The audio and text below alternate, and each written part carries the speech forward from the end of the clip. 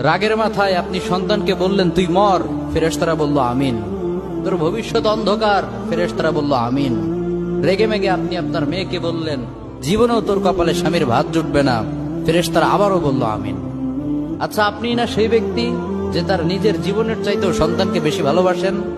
আপনি না সেই ব্যক্তি যে তার সন্তানের জন্য হাসতে হাসতে নিজের জীবনটাও দিয়ে দিতে পারেন? আপনি না সেই ব্যক্তি যে আল্লাহর কাছে নিজের চাইতেও সন্তানের জন্য বেশি দোয়া করে? তাহলে কি করে নিজের হাতে নিজের সন্তানের এত বড় ক্ষতি করতে পারলেন? Doesn't make any sense. Common sense বলতে কিচ্ছু নাই আপনাদের? আপনারা কি জানেন না আপনাদের রাগের মাথায় বদদোয়া করাগুলো ফেরেশতারা আমিন বলে?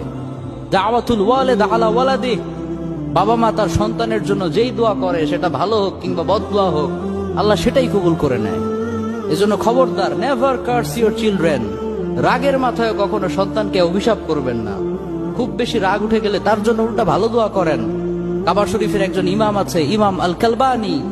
তার মায়ের যখন প্রচন্ড পরিমাণে রাগ উঠে যেত, সে তার ছোট্ট সন্তানের